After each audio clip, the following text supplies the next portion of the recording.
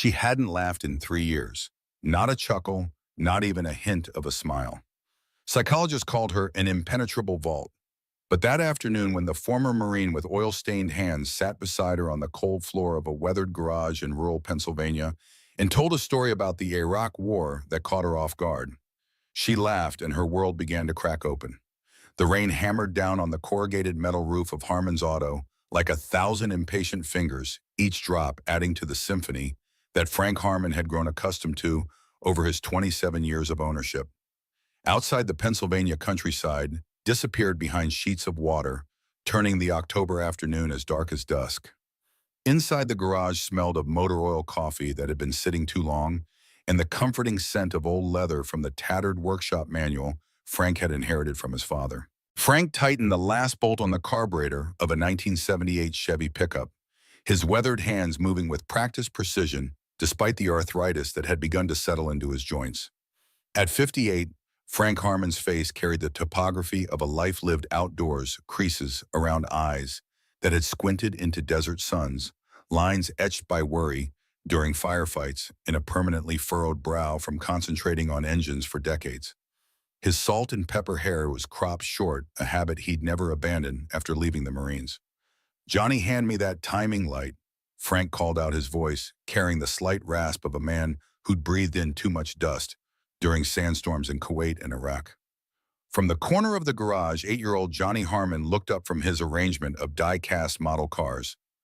The boy's eyes, Martha's eyes, Frank thought, for the 1,000th time, lit up at being included in his father's work. Johnny carefully set down a 1957 Thunderbird miniature and scampered across the concrete floor, his sneakers leaving small wet prints from where he'd been standing near the partially open side door, watching the downpour. "This one, Dad?" Johnny asked, holding up the timing light with both hands, treating the tool with reverence. "That's it, buddy. Good man." Frank ruffled his son's sandy brown hair. "Want to see how it works?" Johnny nodded eagerly, and Frank lifted him up to see into the engine compartment. As Frank explained how the timing lights synchronized with the engine's firing sequence, he felt the familiar pang of gratitude mixed with sorrow. Martha should be here for this. She would have loved to see Johnny's face light up at learning something new, the way her own face used to brighten at the smallest discoveries. 5 years had passed since Martha's battle with breast cancer had ended, leaving Frank to raise their son alone. She'd been a military nurse, tough as nails and twice as sharp. They'd met during his second deployment to the Gulf when a training accident had landed him in the medical unit with a dislocated shoulder. Martha had reset it with clinical efficiency, then surprised him by slipping him an extra pudding cup during evening rounds. Their love had been forged in the crucible of military service, tempered by multiple deployments, and tested by civilian life, when they'd both finally hung up their uniforms. The radio in the corner crackled through "Tuesday's Gone" by Lynyrd Skynyrd, the sound occasionally distorted by the storm's interference with the ancient antenna. Frank hummed along, his deep voice harmonizing with the melody. Music had been Martha's domain. She'd known all the lyrics to every song on the classic rock stations. But after she'd gone, Frank had made sure to keep the radio playing. It was one of the many ways he kept her memory alive in the garage she'd helped him purchase after his discharge. "Dad, can we work on the Mustang after you finish Mrs. Peterson's truck?" Johnny asked, eyes hopeful. Frank checked his watch. "We've got about an hour before closing. I think we can squeeze in some time." In the far corner of the garage, partially hidden under a custom car cover, sat Frank's pride and joy, a 1967 Ford Mustang Fastback Highland Green, just like the one from Bullitt. Frank had purchased the rusted shell 3 years ago, shortly after Martha's passing, when he'd needed something to occupy his hands and mind during the long empty evenings. The restoration project had become a bridge between him and Johnny, a way to connect when words failed them both. "I was thinking we could start on the interior today," Frank said, making a mental note to order the correct shade of upholstery for the back seats. The Mustang was more than just a car to him. It was a legacy he was rebuilding for Johnny, a tangible piece of American history they could share.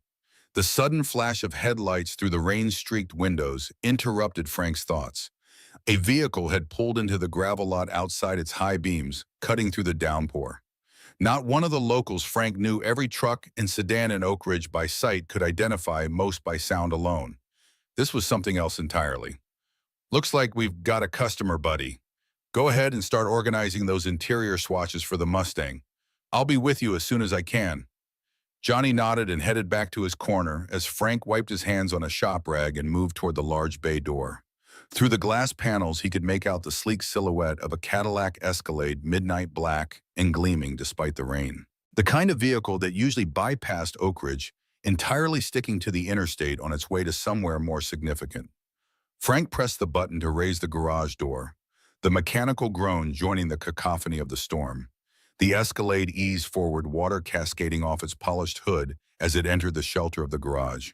Frank noticed the Massachusetts plates and, more tellingly, the discreet MT logo on the driver's door. Morgan Technologies, the software empire that had revolutionized cybersecurity over the past decade.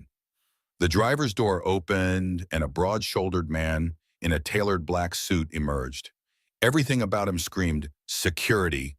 The alert eyes scanning the garage, the earpiece partially hidden by close-cropped hair, the slight bulge under his left arm, where a shoulder holster would sit. He looked absurdly out of place among the tool cabinets and engine hoists. "Are you the mechanic?" the man asked, his tone professional but clipped. Frank straightened, unconsciously falling into the stance he'd used when addressing superior officers. "Frank Harmon, this is my shop." "Sam Wilson, we've got a fuel relay issue. Car started making strange noises about 10 miles back, then the check engine light came on." The man Sam glanced back at the Escalade. "Can you take a look? We're on a tight schedule." "I can look, but parts for these newer models can take a day or two to arrive if needed," Frank replied, already moving toward the vehicle. Sam's jaw tightened. "We need to be in Pittsburgh by tomorrow morning." "I'll do what I can," Frank said, reaching for his diagnostic scanner. "You folks can wait in the office. There's coffee, might be a bit strong by now." Sam didn't move toward the office. Instead, he opened the rear passenger door of the Escalade, and Frank caught his first glimpse of the girl. She couldn't have been more than 17, with long dark hair that fell in carefully maintained waves over the shoulders of what Frank recognized as an expensive coat.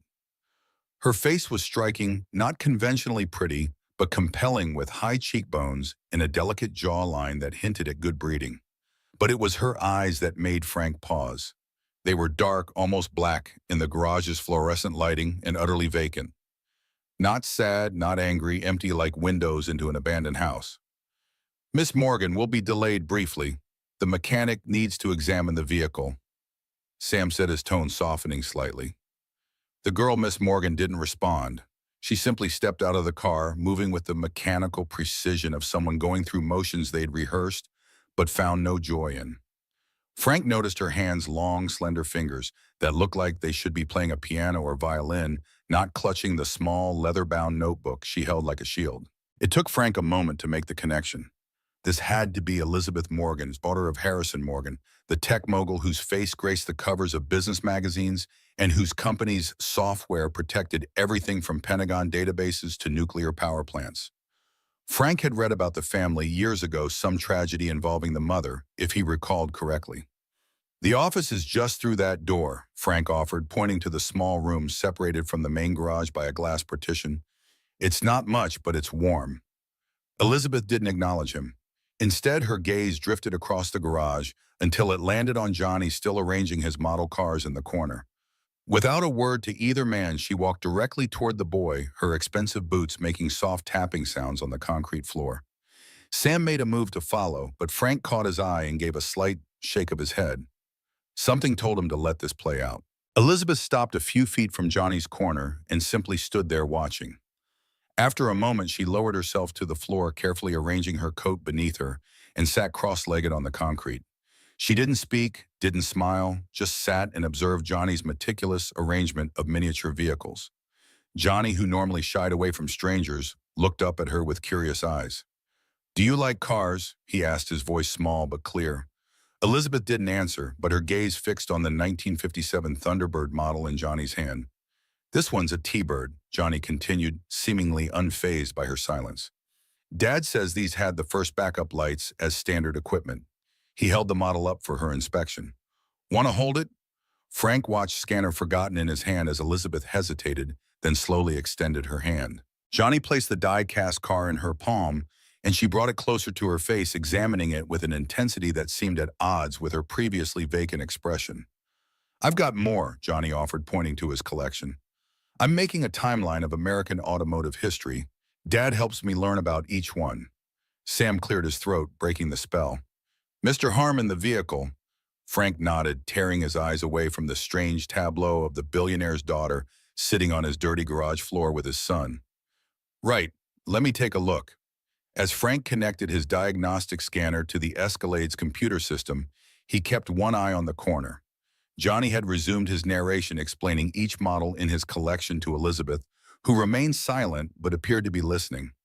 It was the most animated Frank had seen his son with anyone outside their immediate circle of garage regulars.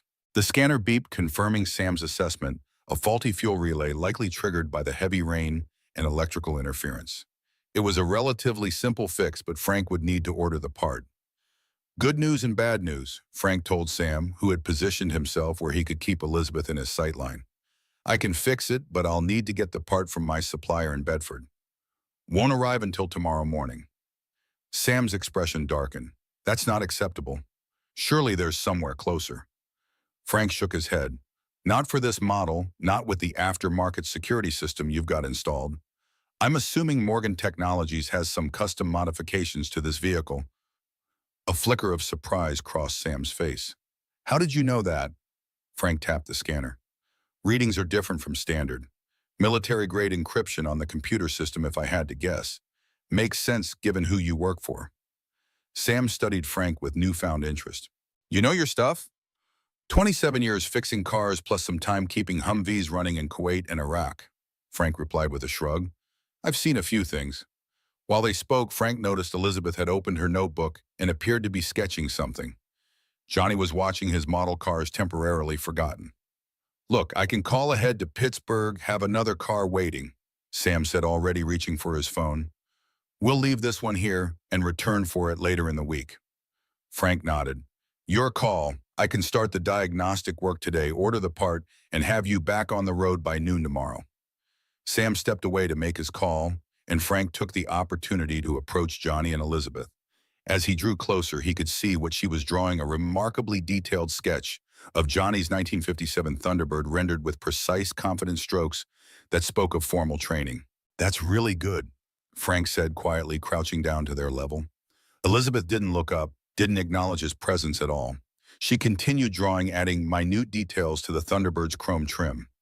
She's making my T-Bird fancy, Dad, Johnny said with a grin. Look, she got all the little parts right. Frank studied the drawing. It wasn't just technically accurate, it captured something essential about the spirit of the car, giving the small toy a dignity and presence it hadn't possessed before. You've got a good eye, Frank said to Elizabeth, not expecting a response and not receiving one. Johnny's been collecting these since he was 4, started with Hot Wheels, now he's graduated to the detailed historical models. Johnny beamed. Dad knows everything about all of them. He can tell you what year they changed the headlights on Corvettes and why the '64 Mustang almost wasn't called a Mustang. Frank smiled. Not everything, buddy. Just enough to be dangerous at car shows. For just a moment, Frank thought he saw a flicker of something in Elizabeth's eyes, not quite interest, but perhaps the absence of emptiness. Then Sam returned, phone in hand. We've got a car meeting us in Bedford 40 minutes from here, he announced. Miss Morgan, we need to go. Elizabeth didn't move immediately. She finished the line she was drawing, then carefully tore the page from her notebook and placed it beside Johnny's collection. Only then did she rise, brushing imaginary dust from her coat with practiced movements. Thank you for letting us use your garage, Mr. Harmon, Sam said, professional once more. Send the bill to this address. He handed Frank a business card with the Morgan Technologies logo embossed in silver. Frank pocketed the card. I'll call when the car's ready. As Sam ushered Elizabeth toward the door where a town car was now waiting. Despite the downpour, Frank noticed she glanced back once at Johnny's corner. Her expression hadn't changed, but something about the set of her shoulders seemed different, less rigid perhaps. After they'd gone, Frank walked over to Johnny, who was carefully examining the drawing Elizabeth had left. She didn't say anything, Dad, Johnny said, looking up. Not one word, but she drew this. He held up the sketch. It's the best drawing of a car I've ever seen. Frank took the paper, studying the precise lines and detailed shading. In the corner, in an elegant script that spoke of years of private education, was a small signature EM. Elizabeth Morgan, Frank murmured, remembering where he'd heard the name before. 3 years ago, there had been a news story: the wife of tech billionaire Harrison Morgan killed in a car accident on their daughter's 14th birthday. The daughter had been in the car, but survived physically unharmed. Frank recalled Martha commenting on the tragedy while folding laundry, wondering aloud what would become of the poor girl. Now he knew. Elizabeth Morgan had survived, but something in her had gone silent. "Can we keep it, Dad?" Johnny asked, already clearing a space on the corkboard where he displayed his favorite Carfax and pictures. Frank nodded, handing the drawing back. "Sure, buddy, it's a gift. Now how about we close up early and work on that Mustang?" As Johnny pinned the drawing carefully to the board, Frank couldn't shake the image of Elizabeth's empty eyes. He'd seen that look before on the faces of young Marines after their first firefight, the 1,000-yard stare that spoke of trauma, too fresh to process. But those men had eventually found their way back with time and the right kind of support. He wondered if Elizabeth Morgan had anyone giving her that kind of time and space. The next morning broke clear and cold, the storm having blown itself out overnight, leaving behind puddles that reflected the crisp blue October sky. Frank arrived at the garage earlier than usual, eager to get the diagnostic work done on the Morgan vehicle before his regular customers began arriving. Johnny was spending the day with Frank's neighbor, Mrs. Callahan, who watched him when school was out, a retired teacher who treated Johnny like the grandchild she'd never had. Frank had just finished brewing the first pot of coffee when he heard the crunch of tires on gravel. Expecting his parts delivery, he was surprised to see a town car pull up beside the garage. Even more surprising was the passenger, who emerged Elizabeth Morgan alone this time with no sign of Sam or any other security personnel. She wore simpler clothes today: dark jeans, a gray cashmere sweater, and leather boots that looked expensive but practical. Her hair was pulled back in a simple ponytail, and she carried the same leather notebook from yesterday. In her other hand was a cardboard tray holding 2 coffee cups from the artisanal cafe in Bedford, 30 minutes away. Frank wiped his hands on a shop rag and opened the side door. "Good morning," he said, keeping his voice casual, as though Billionaire's daughter showed up at his garage every day. Elizabeth didn't respond verbally, but she held out the coffee tray, offering one of the cups to Frank. He accepted it with a nod of thanks, noticing the neat handwriting on the cup: "Black, no sugar for the mechanic." "Thank you," he said, taking a sip. It was good coffee, far better than the bargain brand he brewed in the garage's ancient percolator. "I've ordered the part for your car. Should be here in a couple of hours." Elizabeth nodded slightly, the first acknowledgement she'd given that she even heard him, and glanced around the garage, her dark eyes seeming to search for something. "Johnny's not here today," Frank said, correctly interpreting her look. "He's with the neighbor when there's no school. Teacher in service day." A flicker of disappointment crossed Elizabeth's face, so brief Frank almost missed it.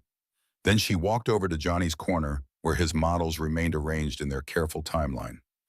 She stood looking at them for a long moment, then turned her gaze to the corkboard, where her drawing was now prominently displayed. Frank sipped his coffee, watching her. He'd learned in the Marines that sometimes the best thing to say was nothing at all. After a minute, Elizabeth settled onto the floor. In the same spot she'd occupied yesterday, opened her notebook and began to sketch. Frank took this as his cue to return to work. He pulled the Escalade into the center bay and began the process of accessing the fuel relay, the familiar routine of mechanical work, allowing his mind to wander. He wondered what Harrison Morgan would think if he could see his daughter now sitting cross-legged on the dirty floor of a rural Pennsylvania garage, silently drawing in a notebook, while a middle-aged mechanic fixed her family's car. The incongruity of it struck Frank as he worked, occasionally glancing over to check on his unusual guest. Elizabeth remained absorbed in her drawing for nearly an hour, her pencil moving with quiet confidence across the page. Frank had progressed to removing the faulty relay when she finally stood and walked over to the workbench nearest his bay. Without speaking, she set her notebook down where he could see it. On the open page was a detailed sketch of his garage, not just the space, but the feeling of it. She'd captured the way the morning light filtered through the high windows, the organized chaos of Frank's tool wall, the dignified presence of the half-restored Mustang under its cover. It was the garage as Frank himself saw it, not just a building, but a sanctuary. "You've got a real talent," Frank said, quietly studying the drawing. "You see things other people miss." Elizabeth didn't respond, but she remained standing beside him, her eyes on the sketch. I was working on the interior of that Mustang with Johnny yesterday. Frank continued, nodding toward the covered car. It's a 67 fastback. Been restoring it for about 3 years now. Engine's done, bodywork's finished. Just need to complete the interior and detail work. He wasn't sure why he was telling her this, except that something about her silence invited confidences rather than demanding them. It reminded him of the way his unit's chaplain used to sit quietly beside troubled Marines, creating a space where words could come when they were ready. My wife Martha and I always wanted a classic Mustang. He continued, returning to the relay replacement. Never had the time or money when she was alive. After she passed, it seemed like a good project to keep my hands busy and teach Johnny about cars. Elizabeth moved closer, watching his hands work with the same intense focus she'd given Johnny's models. Frank continued his explanation, detailing the process of replacing the relay as though she were an apprentice learning the trade. She didn't ask questions, but her attention never wavered. When the garage phone rang, Frank excused himself to answer it. It was his parts supplier calling to say the delivery would be delayed until afternoon due to inventory issues. Frank thanked him and hung up, turning back to Elizabeth. Looks like we'll be waiting a bit longer for that part, he explained. You're welcome to stay, but it might be a few hours. I can call you a car if you'd prefer. Elizabeth shook her head, another small but definite response, and returned to Johnny's corner, settling back onto the floor with her notebook. Frank continued working on the preliminary stages of the repair, then moved to Mrs. Peterson's truck, which needed an oil change before she picked it up at noon. The morning progressed in a strange but not uncomfortable silence, broken only by the classic rock station playing softly in the background and the occasional sound of Frank's tools against metal. Around 11, the side door opened, and Johnny burst in, his face flushed with excitement. Dad, Mrs. Callahan had to go to the dentist for an emergency, so she dropped me. He stopped short when he spotted Elizabeth, his eyes widening. You came back. Elizabeth looked up from her notebook, and Frank saw something remarkable. The corners of her mouth twitched slightly upward, not quite a smile, but the closest thing to one he'd seen on her face. Johnny approached her without hesitation, dropping his backpack by the door. I brought my new model today. It's a 1963 Corvette Stingray. Want to see? Without waiting for a response, he pulled a small box from his jacket pocket and sat down beside her, carefully opening the package to reveal a die-cast model of the iconic sports car. Elizabeth set aside her notebook and focused on the tiny vehicle as Johnny began explaining its historical significance. This was the first year they called it Stingray, and it had this really cool split rear window that they only made for 1 year because people complained they couldn't see out the back, Johnny said, pointing to the feature in question. Dad says sometimes the things that make something special are the things that don't always make practical sense. Frank smiled at his son's perfect recall of their conversation from the car show last summer. As he watched Johnny and Elizabeth, he was struck by how naturally his son had adapted to her silence. Johnny didn't seem to mind or even notice that she never responded verbally. He simply continued his enthusiastic monologue about the Corvette's features, occasionally pausing as though giving her time to absorb the information. I'm going to add it to the timeline right here, Johnny explained, indicating a spot between two other models. Because historically, this was when American sports cars really started to compete with the European ones. Elizabeth nodded, another small but meaningful response. Then, to Frank's astonishment, she reached for her notebook, wrote something on a blank page, and turned it so Johnny could read it. Johnny's face lit up. Dad, she wants to know if she can help organize the timeline. Frank set down his wrench and walked over, curious. Elizabeth's elegant handwriting posed a simple question. May I help arrange them chronologically? Of course, Frank said, smiling at her. Johnny's been wanting to create a proper display. There's some balsa wood on the shelf over there we've been meaning to use for platforms. For the next hour, as Frank continued working on Mrs. Peterson's truck, Johnny and Elizabeth collaborated on a tiered display for his model car collection. Johnny chattered continuously, explaining each vehicle's significance, while Elizabeth arranged them with precise attention to historical accuracy. She wrote occasional notes in her book and showed them to Johnny, who responded with enthusiastic agreement or friendly debate about car facts. It was the most animated Frank had seen his son in months. Johnny had struggled to connect with children his own age since Martha's death, finding more comfort in the company of adults who shared his interest in cars and history. Watching him with Elizabeth, Frank realized his son had found a kindred spirit albeit an unlikely one. When the parts delivery finally arrived at 1 o'clock, Frank almost regretted it. He installed the new fuel relay, efficiently tested the Escalade systems, and confirmed the repair was complete. As he closed the hood, he glanced over at the corner where Johnny was showing Elizabeth how to use a small hand drill to create mounting holes in the display board. "Vehicle's ready," Frank announced, wiping his hands. "Good as new." Elizabeth looked up, and for the first time, Frank saw clear disappointment on her face. She set down the drill carefully and reached for her phone, typing something quickly. "Do you need me to call someone to pick you up?" Frank asked. She shook her head and showed him her phone screen. A ride-sharing app indicated a car was already en route, arriving in 7 minutes. "I see you've got it covered," Frank said with a nod.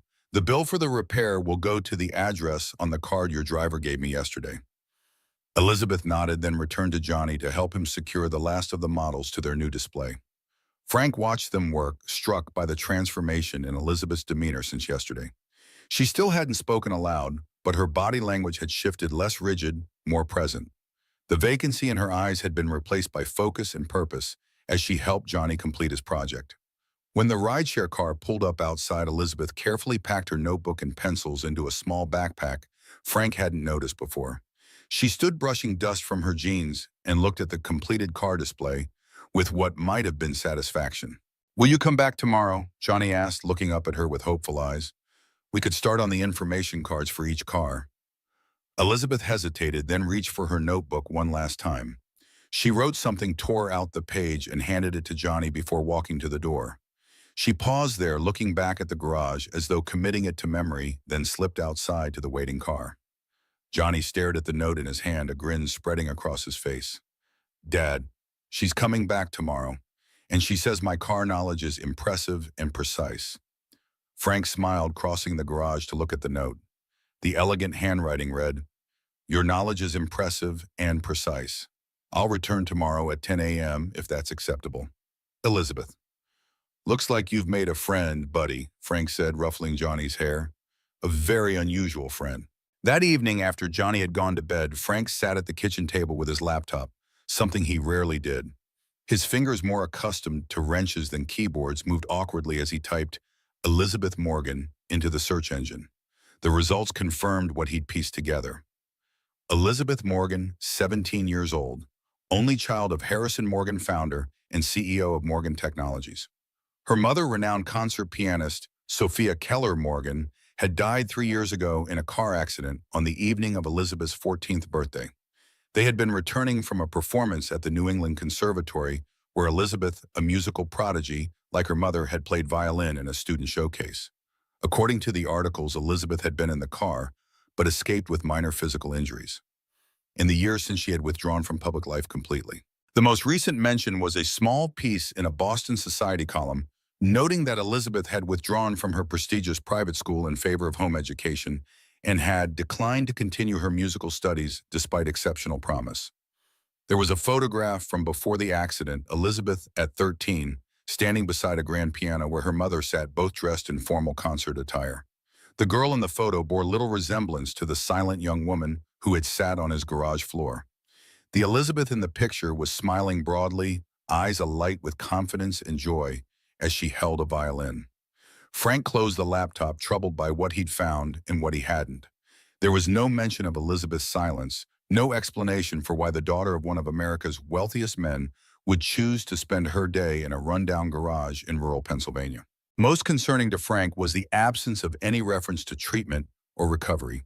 Surely a man with Harrison Morgan's resources would have secured the best psychological care for his daughter. As he rose to turn in for the night, Frank's gaze fell on a photograph on the refrigerator. Johnny at 6 sitting on Martha's lap in her hospital bed, both smiling despite the circumstances. It had been taken just weeks before she died, when she'd still had good days between the bad ones. Frank remembered how Johnny had stopped speaking for nearly a month after Martha's funeral. No amount of gentle questioning or professional counseling had broken through his silence. What had finally reached him was the Mustang, the day Frank had brought home the rusted shell and asked for Johnny's help in making it beautiful again. His son had looked at the car, then up at Frank, and said his first words in weeks, "Mom would have loved this car." Perhaps Frank thought, as he turned off the kitchen light, Elizabeth Morgan was not so different from his son. Perhaps she too was waiting for the right restoration project to help her find her voice again. Elizabeth returned the next morning as promised, arriving in a rideshare car at precisely 10 a.m. She carried a larger backpack today, and when Johnny eagerly helped her unpack it, Frank saw she had brought professional-grade art supplies, colored pencils, fine-tipped markers, and heavyweight paper. For the next several hours, as Frank worked on a timing belt replacement for a regular customer, Elizabeth and Johnny created information cards for each model car in the collection. Johnny provided the facts, Elizabeth rendered them in artistic typography and illustrations that transformed simple car data into miniature works of art. The routine continued for a week. Each morning, Elizabeth would arrive at 10, sometimes bringing coffee for Frank or a new model car for Johnny's collection. She never spoke aloud, communicating through notes, nods, and the occasional text message. Johnny chattered enough for both of them, sharing car facts, school stories, and his dreams of becoming an automotive engineer, like the guys who designed the original Mustang. Frank observed the growing friendship with cautious approval. Johnny had bloomed in Elizabeth's presence, his natural enthusiasm finding a patient audience. And Elizabeth, though still silent, showed increasing animation in her gestures and expressions. Once when Johnny demonstrated how the Mustang's rebuilt engine turned over, Frank could have sworn he heard a soft gasp of appreciation from her. On the fifth day, as Elizabeth helped Johnny organize his collection of car magazines, Frank received a phone call that made the hair on the back of his neck stand up. "Harmon's Auto," he answered, wiping grease from his hands. "Mr. Harmon." The voice was crisp, authoritative, with the polished accent of old money and elite education. "This is Harrison Morgan. I believe you've been entertaining my daughter." Frank's eyes flickered to Elizabeth, who was focused on cutting precise rectangles from cardstock for Johnny's magazine clippings. "Mr. Morgan," he acknowledged, keeping his voice neutral. "What can I do for you? You can explain why my 17-year-old daughter has been spending her days in your establishment." Morgan said, the slight pause conveying volumes about his opinion of Frank's garage. "I'm not sure I'm the one who should be explaining that, sir," Frank replied evenly. "Elizabeth has been visiting of her own accord. She and my son have been working on his model car collection." There was a pause, then a sound that might have been a suppressed sigh. "Mr. Harmon, I don't know what you think you're doing, but Elizabeth is under the care of specialists. She has been since her mother's accident. Whatever game you're playing." "No game, sir," Frank interrupted, his military bearing returning as it always did when he felt challenged. "Your daughter showed up at my garage, sits on the floor with my son, and helps him organize his cars. That's the extent of it." "She communicates with you," Morgan's voice sharpened with sudden interest. Frank hesitated, looking again at Elizabeth. "Not verbally. She writes notes sometimes or sends text messages." Another pause, longer this time. "Elizabeth hasn't communicated willingly with anyone in 3 years, Mr. Harmon. Not with me, not with her therapists, not with the specialists at the 3 private facilities where she's been treated." Frank absorbed this information, thinking of the elegant notes Elizabeth wrote to Johnny, the careful text messages she sometimes showed him when asking about tools or car parts. "I don't know what to tell you, Mr. Morgan. She seems comfortable here." "I'm sending Sam to collect her share," Morgan said abruptly.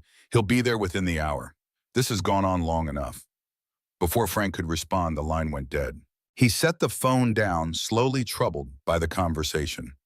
Across the garage, Elizabeth was showing Johnny how to create a border for his favorite magazine cover, her dark head bent close to his sandy one as they worked.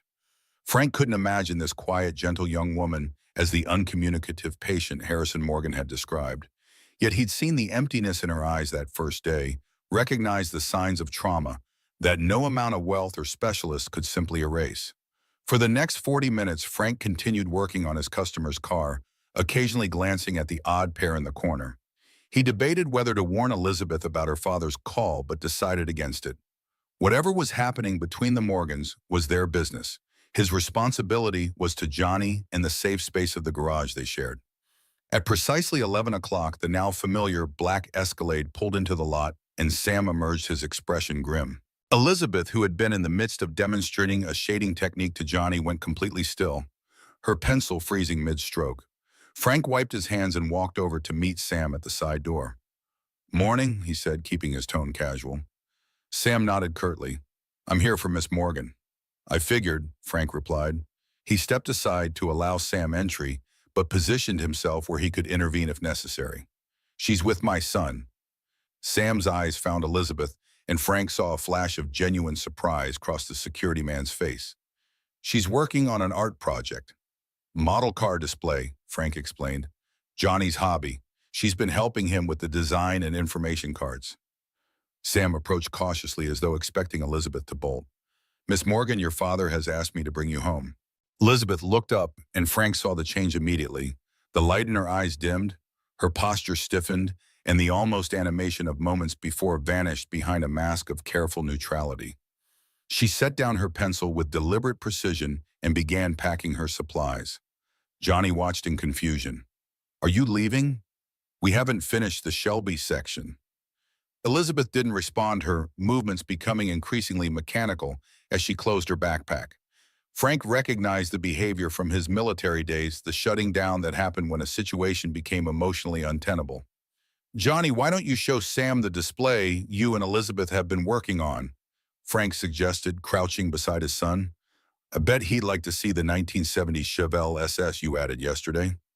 Johnny hesitated, glancing between his father and Elizabeth, then nodded. "It's the one with the twin racing stripes," he told Sam, pointing to the model in question. It had a 454 cubic inch V8 engine that made 360 horsepower. As Johnny drew Sam's attention to the display, Frank moved closer to Elizabeth. "You okay?" he asked quietly. She remained still, eyes fixed on her backpack. "You're welcome back any time," Frank continued, keeping his voice low enough that only she could hear. "This garage has been here 27 years. It'll be here tomorrow, too." For a moment, Elizabeth's hands stilled. Then, in a movement so quick Frank almost missed it, she tore a page from her notebook and slipped it under the model of the 1967 Mustang Fastback, the same model as the car Frank was restoring. "Miss Morgan, we need to go," Sam called, having extricated himself from Johnny's enthusiastic explanation of muscle car engine displacements. Elizabeth stood backpack clutched to her chest and walked toward the door without looking back. The emptiness had returned to her eyes, the vacancy that Frank had watched gradually fill over the past week now complete again. After they'd gone, Johnny turned to Frank, his young face troubled. "Did I do something wrong, Dad? Why didn't she say goodbye?" Frank wrapped an arm around his son's shoulders. "You didn't do anything wrong, buddy. Sometimes people have complicated lives, especially grown-ups." "But Elizabeth isn't a grown-up," Johnny pointed out. "She's a teenager." "You're right," Frank acknowledged, "but she's dealing with grown-up problems." He nodded toward the car display. "Why don't you show me what you two accomplished today?" As Johnny began explaining their organizational system, Frank noticed the corner of paper sticking out from beneath the Mustang model. When Johnny moved to the next section, Frank carefully extracted the note. In Elizabeth's elegant handwriting were 7 words that made his heart ache. "Thank you for making me feel human again." Frank refolded the note and slipped it into his shirt pocket next to the space where he still carried Martha's wedding ring on a chain. Some messages weren't meant to be shared even with Johnny. That evening, as Frank was closing up the garage, a different black car pulled into the lot. A Rolls-Royce Ghost, its sterling silver Spirit of Ecstasy hood ornament catching the last rays of the setting sun. Frank straightened instinctively, wiping his hands on his work pants, as a tall, distinguished man emerged from the driver's seat. Harrison Morgan looked exactly like his pictures in business magazines, tall, impeccably groomed, with silver-streaked dark hair, and the confident bearing of a man accustomed to command.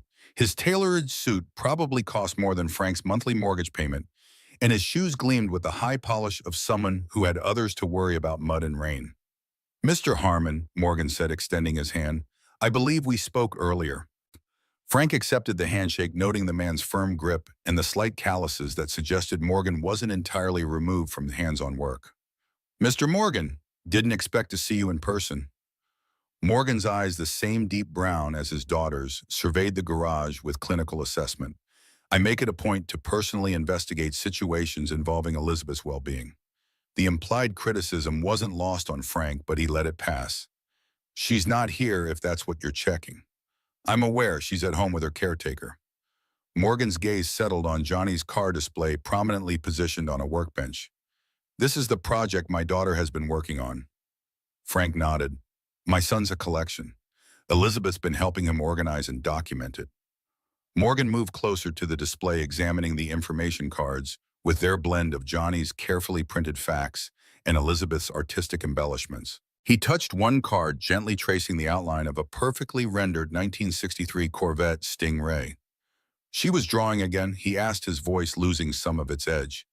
Every day, Frank confirmed. She has real talent. Morgan nodded slowly. She gets that from her mother.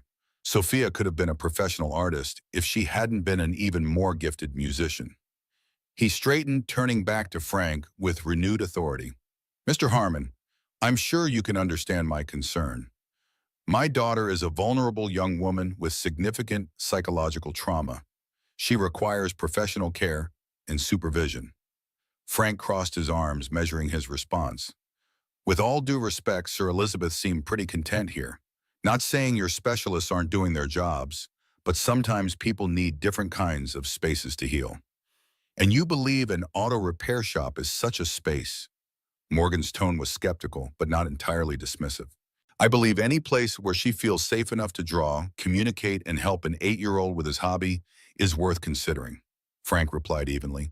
I was a Marine, Mr. Morgan. Saw combat in 2 wars.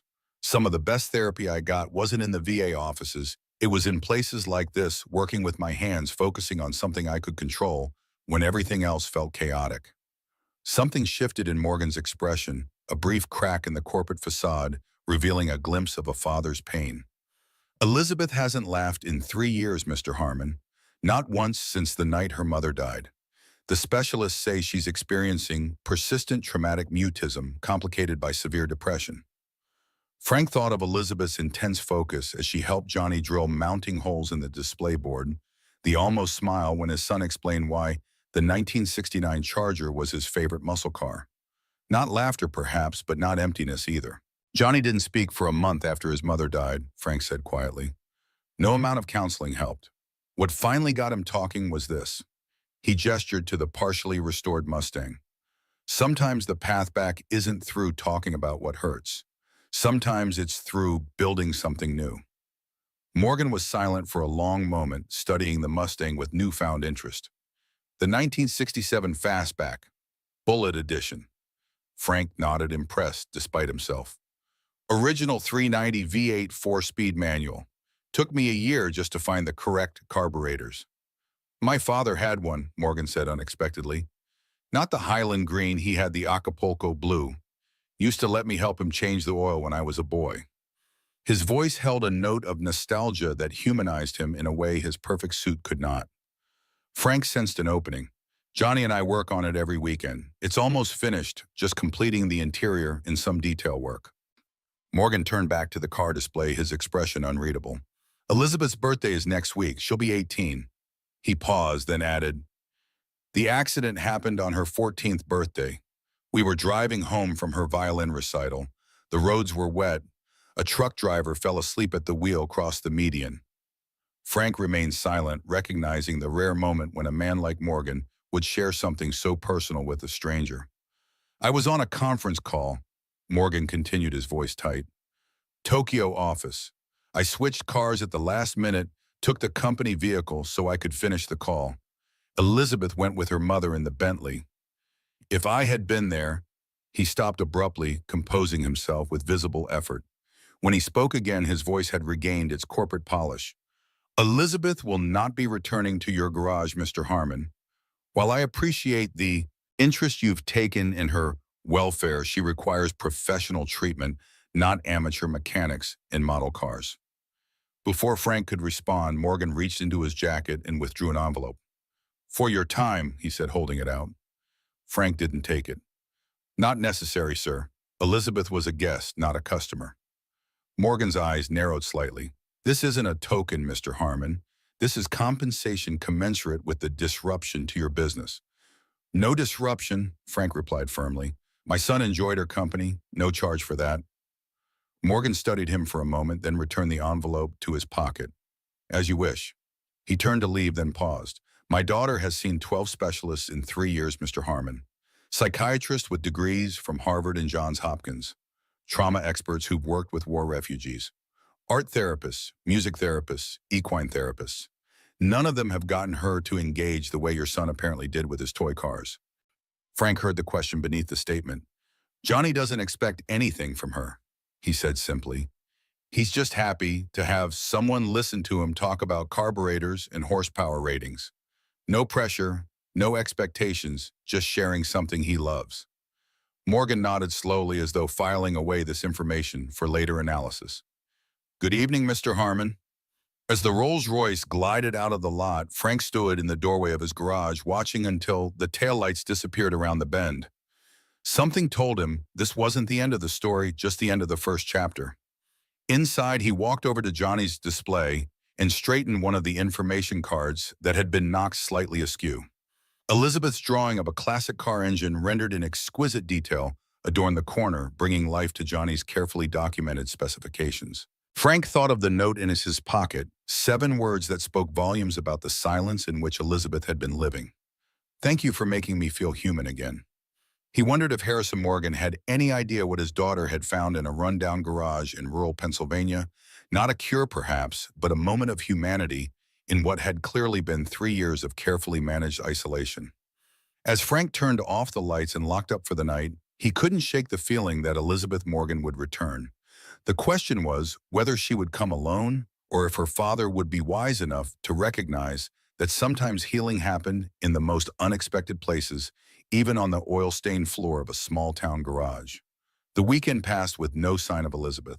Frank tried to maintain Johnny's routine, Saturday morning pancakes shaped like car logos, afternoon work, on the Mustang, Sunday fishing at Oak Ridge Reservoir, but his son's spirits remained dampened. Johnny checked the door whenever the bell chimed, his hopeful expression falling each time a regular customer entered, instead of the silent girl who had shared his corner of the garage. Do you think she's mad at me, Dad? Johnny asked Sunday evening as Frank tucked him into bed, the room illuminated by the glow-in-the-dark constellation stickers Martha had placed on the ceiling years ago. Frank smoothed his son's sandy hair back from his forehead. No, buddy, I don't think she's mad at you at all. Then why didn't she come back? We didn't finish the muscle car section. Frank chose his words carefully. Sometimes people have complicated lives, Johnny, especially people like Elizabeth. Her father, he might have different ideas about where she should spend her time. Johnny considered this, his young face serious in the dim light. Her dad doesn't understand about cars, does he? Frank smiled despite himself. I don't think that's the main issue, but no, he probably doesn't understand about cars the way we do. That's sad, Johnny declared with the straightforward compassion of childhood. Cars are important. They connect people. Frank thought of Harrison Morgan standing in his garage, briefly reminiscing about his father's Mustang before the corporate mask had slipped back into place. You're right about that, buddy, more than most people realize. After Johnny fell asleep, Frank sat at the kitchen table with a cup of coffee, turning Elizabeth's note over in his hands. 7 simple words that revealed the depth of what she'd been missing. Not therapy or treatment or management, just the basic dignity of being treated as a person rather than a problem to solve. Frank understood that need better than most. After his second tour in Iraq, he'd come home with invisible wounds that no amount of VA counseling seemed to touch. The well-meaning therapist had labeled him PTSD, adjustment disorder, hypervigilance, cataloging his symptoms like parts in a manual. It wasn't until he had reopened his father's garage, feeling the familiar weight of tools in his hands and the satisfaction of fixing what was broken, that he'd begun to feel human again. He wondered if Harrison Morgan, with all his resources and specialists, had ever considered that his daughter might need the same thing, not another treatment protocol, but a place where she could simply exist without being constantly evaluated. Monday morning brought a steady stream of regular customers to Harmon's Auto. Mrs. Peterson needed her wipers replaced before the forecasted rain. Old Jim Halloran's Buick had a persistent knock that Frank diagnosed as a failing water pump. By noon, the familiar rhythm of the garage had almost pushed thoughts of Elizabeth Morgan to the back of Frank's mind. Almost.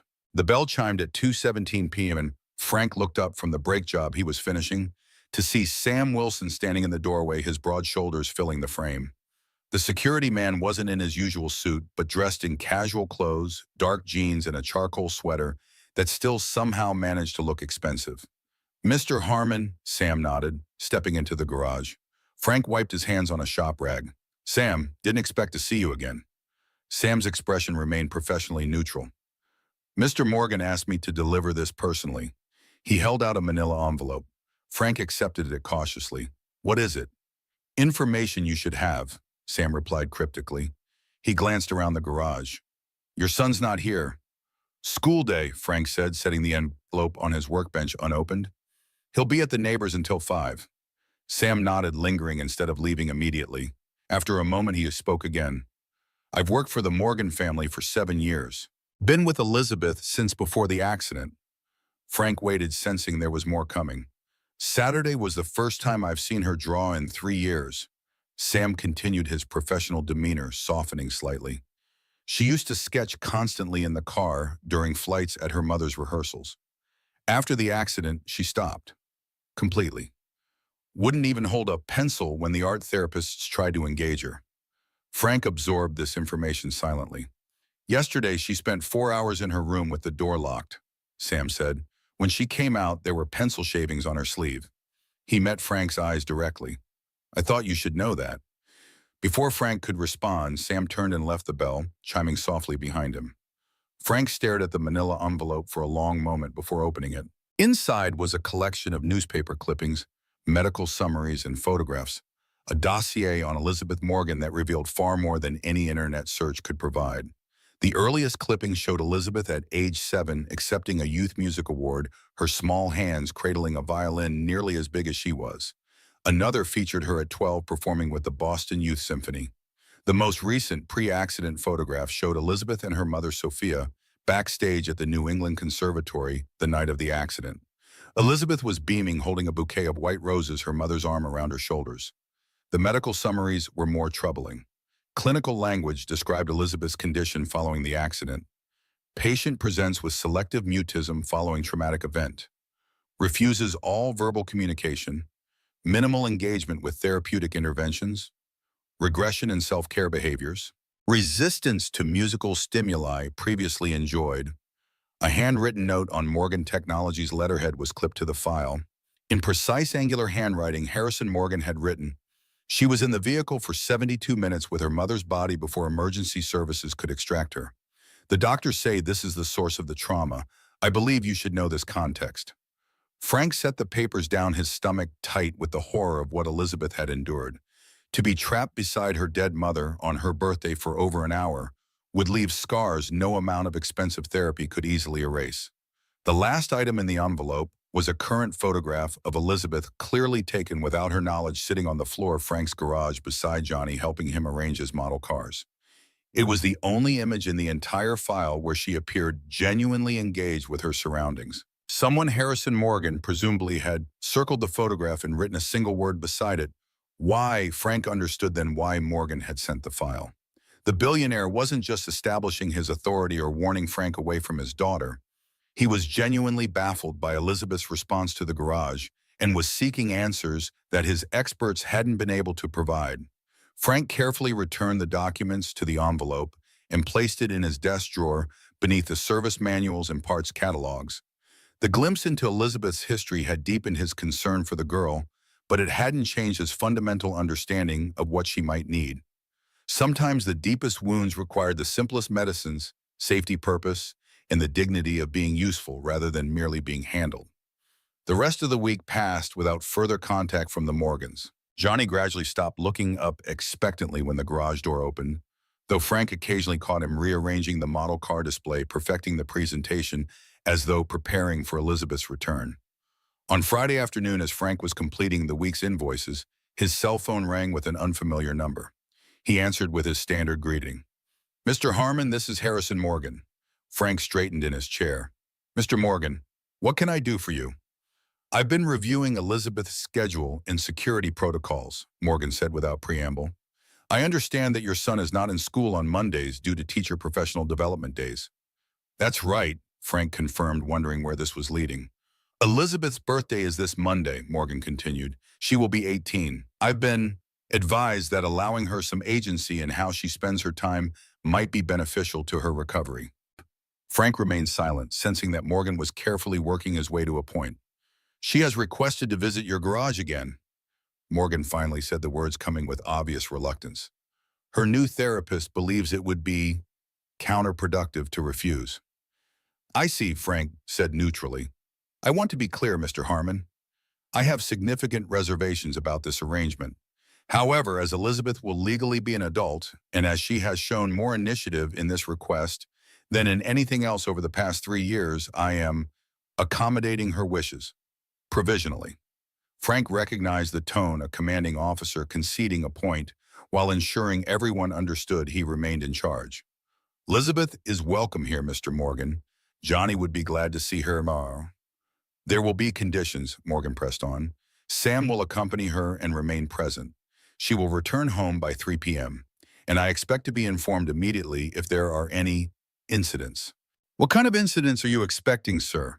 Frank asked, a edge creeping into his voice, despite his efforts to remain diplomatic. There was a pause on the line. Elizabeth's condition makes her unpredictable, Mr. Harmon.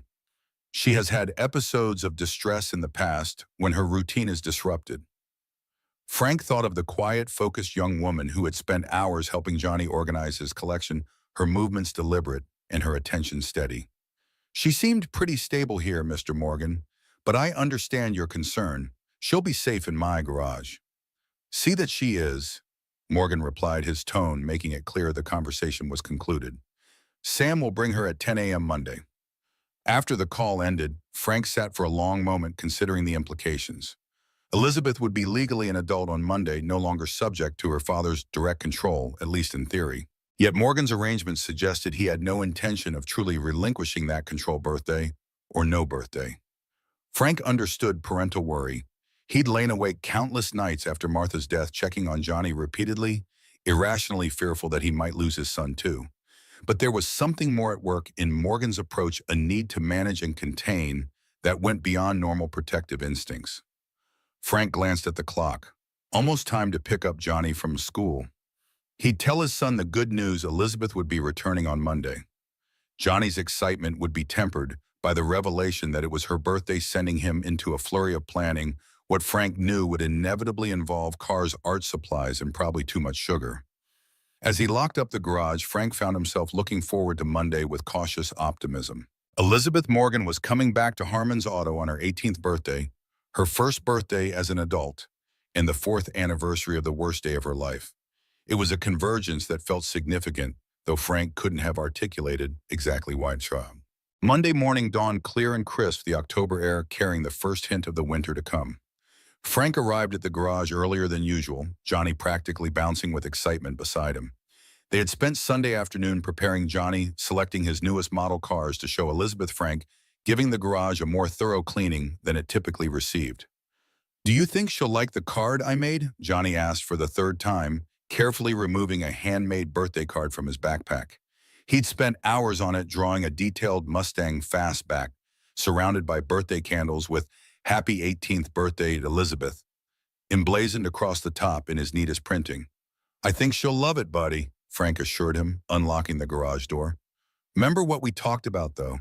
Today might be a complicated day for Elizabeth. It's her birthday, but it's also the day her mom died, Johnny finished solemnly. I remember, Dad. That's why I put the special message inside. Frank nodded, touched by his son's sensitivity. Inside the card, Johnny had written, "It's okay to be happy and sad on the same day. That's what Dad says about Mom's birthday now that she's in heaven." At precisely 10 a.m., the black Escalade pulled into the lot. Sam emerged first, scanning the area with professional thoroughness before opening the rear passenger door. Elizabeth stepped out, dressed in dark jeans and a simple gray sweater, her hair pulled back in its usual ponytail. She carried her leather notebook and a small tote bag. Johnny couldn't contain himself. He burst out the side door, stopping just short of Elizabeth with the sudden awareness that she might not welcome a hug. "You came back," he exclaimed, bouncing slightly on his toes. "I kept working on our display. I added 2 new muscle cars and reorganized the import section like you suggested." Elizabeth's expression softened as she looked at Johnny. She gave a small nod of acknowledgement, then followed him into the garage, Sam trailing a few paces behind. Frank met them inside, wiping his hands on a shop rag. "Morning, Elizabeth, Sam." He nodded to each of them. "Good to see you both." Elizabeth met his eyes briefly, and Frank was relieved to see that the emptiness that had characterized her gaze during her first visit was absent. She wasn't animated, not by any normal standard, but she was present in a way that mattered.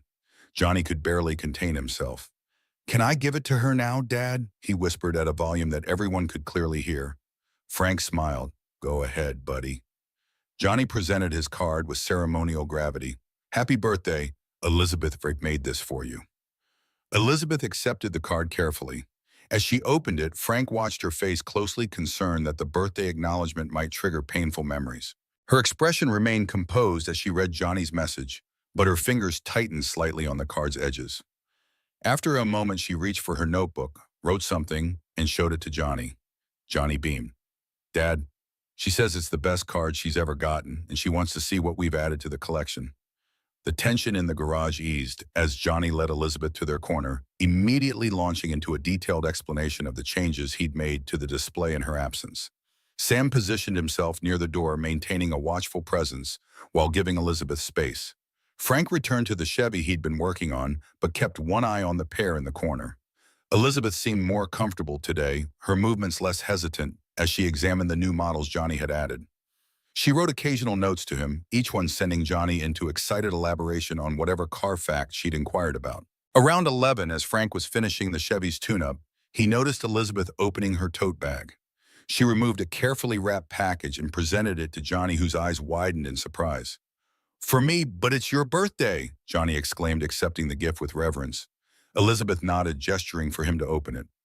Johnny unwrapped the package with uncharacteristic care, gasping when he revealed what was inside: a professional-quality hardbound sketchbook and a set of artist pencils similar to the ones Elizabeth used. Wow, Johnny breathed, running his fingers over the sketchbook's cover. These are just like yours. Elizabeth wrote something in her notebook and showed it to him. You think I can learn to draw cars like you do? Johnny read aloud, his face lighting up. Yes. Will you teach me? Dad says I draw good for my age, but I want to make them look real like yours. Elizabeth nodded. Opening the sketchbook to the first page, where Frank could see she had already begun a step-by-step guide to drawing a classic car in profile. For the next hour, the garage was filled with the quiet sounds of Johnny's concentrated efforts as Elizabeth guided him through the basics of perspective and proportion. Frank completed his work on the Chevy, called the owner to report it was ready, and started on an oil change for his next appointment. The peaceful routine was interrupted at noon when the garage door opened and Harrison Morgan stepped inside. The atmosphere shifted immediately. Sam straightened from his relaxed posture against the wall. Elizabeth went completely still, her pencil freezing mid-stroke. Johnny looked up in confusion, sensing the sudden tension. Morgan was dressed more casually than during his previous visit, dark slacks and a charcoal sweater that probably cost more than Frank's monthly utilities, but his commanding presence remained unchanged. He surveyed the garage, his eyes settling on Elizabeth and Johnny in their corner. I thought I'd join you for lunch, Morgan announced, his tone making it clear this wasn't a request. It is a special occasion after all. Frank wiped his hands and stepped forward. Mr. Morgan, wasn't expecting you until 3. Morgan's smile didn't reach his eyes. I've adjusted my schedule. It's not every day my daughter turns 18. Elizabeth had risen to her feet and her notebook clutched to her chest like armor. Her expression had reverted to the careful neutrality Frank had seen when Sam first came to collect her the week before. Johnny, oblivious to the undercurrents, approached Morgan with his natural friendliness. Hi, I'm Johnny. Are you Elizabeth's dad? She's teaching me to draw cars. Morgan seemed momentarily taken aback by Johnny's direct address. Yes, I'm Harrison Morgan, Elizabeth's father. His tone softened slightly as he addressed the boy. You're the car enthusiast I've heard about. Johnny nodded enthusiastically. Yes, sir, I'm going to be an automotive engineer when I grow up. Elizabeth gave me this sketchbook for drawing designs. He held up the gift proudly. It's professional quality. Morgan's eyes moved from the sketchbook to Elizabeth, something unreadable passing across his face. Did she? That was thoughtful. Frank stepped in. Johnny, why don't you show Mr. Morgan your car display? You and Elizabeth have put a lot of work into it.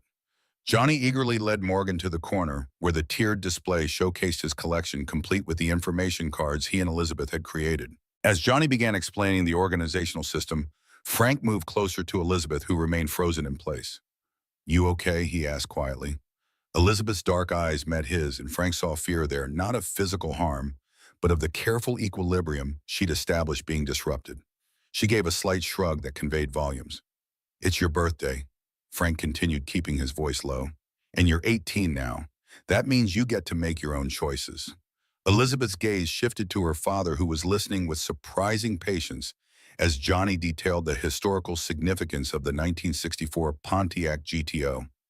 Your dad's trying, Frank acknowledged. That counts for something. Elizabeth opened her notebook and wrote quickly, he wants me back at the treatment center in Boston tomorrow. Frank's jaw tightened, but he kept his expression neutral. Is that what you want? Her pencil hovered over the page for a long moment before she wrote, I don't know what I want. I just know what I don't want. Before Frank could respond, Morgan approached, having extracted himself from Johnny's automotive history lesson. Elizabeth, I've made reservations at the Bedford Inn for lunch. Private dining room. His tone made it clear he expected compliance. Elizabeth glanced at Frank, then back at her father. She wrote in her notebook and held it up. Can Johnny and Frank come too? Morgan's surprise was evident. He looked from Elizabeth to Frank and Johnny, clearly recalibrating his plans. I had envisioned a family lunch, he said carefully. Elizabeth's expression didn't change, but her grip on the notebook tightened. Frank stepped in. Johnny and I have leftover pizza planned for lunch, Mr. Morgan. You two should enjoy your reservation. Johnny, picking up on the tension, moved to Elizabeth's side. But it's her birthday. We were going to put a candle in a Twinkie and sing the birthday song. Morgan's expression softened fractionally at Johnny's disappointment. Perhaps we could delay our reservation for a short birthday observation here. It wasn't a gracious concession, but it was a concession nonetheless. Frank nodded. Johnny, why don't you get the Twinkies from my office? They're in the bottom drawer. As Johnny scampered off, an awkward silence fell over the garage. Elizabeth had returned to her notebook, sketching something with quick, nervous strokes. Morgan examined the half-restored Mustang with feigned interest. Sam remained by the door, professional and impassive. Frank searched for neutral ground. Johnny tells me Elizabeth's been teaching him some drawing techniques. He's always been interested in design, but hasn't had much formal instruction. Morgan nodded stiffly. Elizabeth inherited her mother's artistic talent. Sophia could have been a professional artist if she hadn't been such a gifted musician. Elizabeth mentioned she played violin, Frank said, carefully steering the conversation towards safer waters. Played is past tense, Morgan replied, a hint of bitterness creeping into his tone. She hasn't touched an instrument since the accident. The therapists say the association with her mother is too painful. Frank glanced at Elizabeth, who had stopped sketching and was staring intently at her notebook. Sometimes people need to find their own way back to the things they loved, he offered, on their own timeline. Morgan's jaw tightened. It's been 3 years, Mr. Harmon.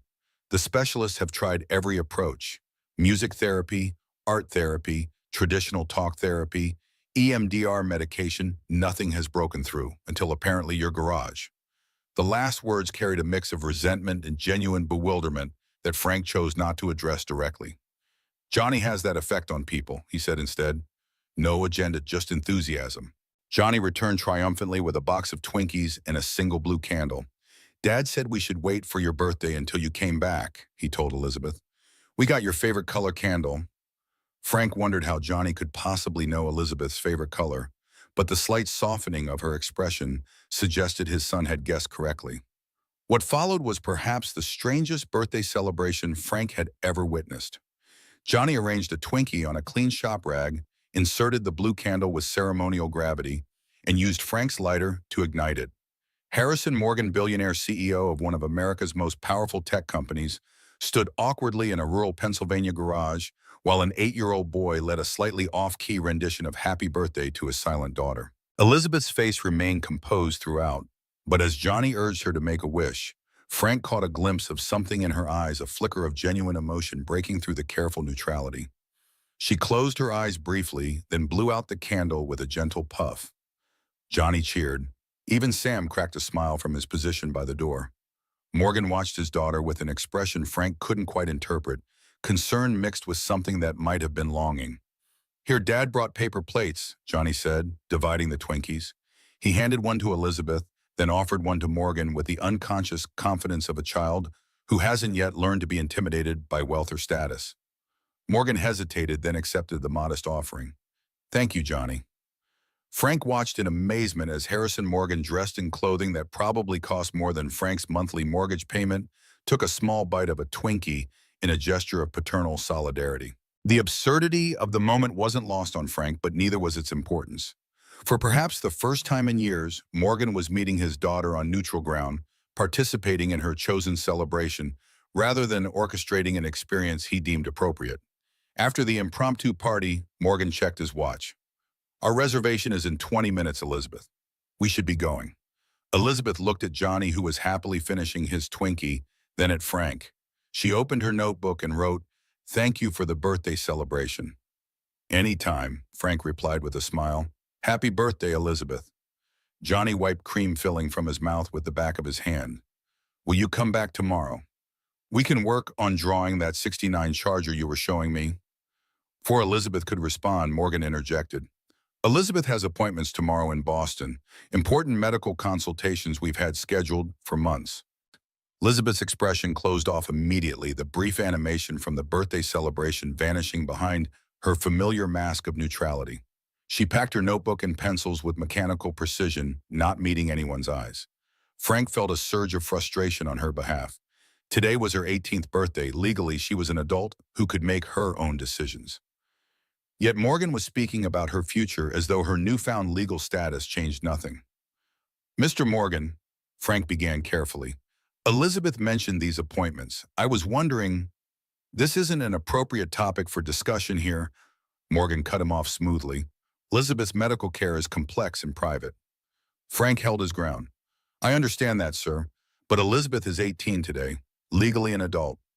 Morgan's expression hardened. "Are you presuming to advise me on my daughter's care, Mr. Harmon?" "No, sir," Frank replied evenly. "Just suggesting that Elizabeth might have some say in her treatment plan now." The garage fell silent. Johnny, sensing the tension, moved closer to Frank. Sam shifted his weight, clearly uncomfortable with the confrontation. Elizabeth remained perfectly still, her backpack clutched to her chest. Morgan's voice was dangerously quiet when he spoke again. "My daughter has been under specialized care for 3 years, Mr. Harmon. Her condition requires ongoing professional treatment that I have the resources to provide. While I appreciate the diversion your garage has offered, let's not confuse a few afternoons of drawing cars with actual therapeutic progress." Frank felt his military bearing returning, spine straightening as it always did in the face of authority. He questioned, "With respect, sir, I've seen more engagement from Elizabeth here than you described seeing in 3 years of specialized treatment. That might be worth considering." Morgan's eyes narrowed. "You are overstepping, Mr. Harmon." "Dad," Johnny tugged at Frank's sleeve, his young face concerned. "You're getting mad." Frank took a deep breath, centering himself. Johnny was right, this confrontation wouldn't help Elizabeth. "Sorry, buddy," he said to his son, then turned back to Morgan. "I apologize if I've overstepped, Mr. Morgan. I only meant to suggest that Elizabeth seems to find some comfort here, that's all." Morgan regarded him coldly for a moment, then turned to Elizabeth. "It's time to go." Elizabeth hesitated, then reached for her notebook one last time. She wrote something quickly and showed it to her father. Morgan read it, his expression unchanging. "We can discuss this in the car. Sam, bring the vehicle around." As Sam left to retrieve the Escalade, Elizabeth turned to Johnny and gave him a small, sad smile. She reached into her backpack and withdrew a carefully wrapped package, which she handed to him. Johnny accepted it with wide eyes. "Another present, but you already gave me the sketchbook." Elizabeth nodded, gesturing for him to open it. Inside was a detailed scale model of a 1967 Ford Mustang Fastback in Highland Green, the exact model Frank was restoring in the garage. But this wasn't a standard die-cast toy. It was a museum-quality replica with opening doors, hood and trunk, detailed engine compartment, and perfect interior upholstery. "Wow," Johnny breathed, turning the model carefully in his hands. "This is the most amazing model I've ever seen. Look, Dad, it's exactly like ours." Frank examined the model, impressed by its craftsmanship. "That's really something, Elizabeth. Thank you." Elizabeth wrote a quick note, "To continue your education." The Mustang represents American ingenuity and freedom. Johnny read it aloud, stumbling slightly over ingenuity, but grasping its meaning. "It sure does. Dad says the Mustang changed everything about American cars. It was the first pony car, Elizabeth smiled a real smile that transformed her face for a brief moment before the sound of the Escalade pulling up outside recalled her to her circumstances. The smile faded, replaced by her usual neutral expression. Morgan checked his watch. "Elizabeth, we need to go, now." Elizabeth nodded, shouldering her backpack. She gave Johnny one last look, then turned and followed her father out of the garage without a backward glance. After they'd gone, Johnny stood holding his new model, his expression troubled. "Dad, is Elizabeth okay?" She seemed sad when they left. Frank crouched beside his son, choosing his words carefully. "Elizabeth has had a tough time since her mom died, buddy. Her dad is trying to help her, but sometimes grown-ups don't agree on the best way to help someone." Johnny considered this. "But Elizabeth is grown up now too, right? She's 18. That's an adult." "Legally, yes," Frank acknowledged. "But becoming an adult isn't just about age. It's about being able to make your own choices and take care of yourself." "Elizabeth could take care of herself," Johnny said with the confidence of a child who had decided someone was capable. "She's smart, and she can draw really good, and she knows all about cars." Frank smiled sadly. "It's more complicated than that, buddy. Elizabeth has been through something really hard, and she's still finding her way back from it." Johnny nodded solemnly, then brightened. "Maybe we could help her, like how you helped me after Mom died. You said working on cars together made both of us feel better." Frank ruffled his son's hair, heart aching at the innocent wisdom in his words. "Maybe so, buddy, but right now, it's up to Elizabeth and her dad to figure out what's best for her." As they returned to their work, Johnny carefully placing his new Mustang model in the center of his display, Frank completing the oil change he'd abandoned during the Morgan's visit, Frank couldn't shake the feeling that a critical moment had passed. Elizabeth had turned 18 legally, an adult, yet she'd left with her father as obediently as a child, returning to a treatment plan she'd indicated she didn't want. Frank understood the paralyzing effects of trauma better than most. He'd seen strong Marines rendered passive by the aftershocks of combat, unable to assert themselves or make decisions in the civilian world that had once been their home. Recovery wasn't a straight line, and Elizabeth's path would necessarily be complex. Still, as he closed up the garage that evening, Frank found himself hoping that Elizabeth Morgan had found something in his humble garage that might help her claim her voice again, not just in notes written to an 8-year-old boy who loved cars, but in the larger decisions that would shape her future. Little did he know that the next time he saw Elizabeth Morgan, circumstances would test them all in ways none of them could have anticipated. 3 days passed with no word from Elizabeth or the Morgans. Frank tried to focus on the steady rhythm of the garage oil changes, brake jobs, tune-ups, but found his thoughts returning to the silent girl who had briefly shared their space. Johnny, too, seemed subdued, carefully arranging and rearranging his model car display each afternoon, paying special attention to the museum-quality Mustang that now occupied its center. On Thursday morning, Frank arrived at the garage to find a formal envelope wedged into the doorframe. Inside was a check for an amount that made him blink twice to confirm he wasn't misreading the zeros, along with a handwritten note on Morgan Technologies' letterhead. "Mr. Harmon, this represents fair compensation for your time and any disruption to your business. I appreciate your patience with Elizabeth's visits, but must insist there be no further contact. Her doctors strongly advise against continued distractions from her treatment protocol. The matter is not open to discussion. Harrison Morgan." Frank stared at the check, $500,000, feeling a complex mixture of anger and concern. Morgan was attempting to close the door on Elizabeth's connection to the garage with the one tool he trusted most: money. It was efficient, impersonal, and entirely in character for a man who believed every problem had a price tag.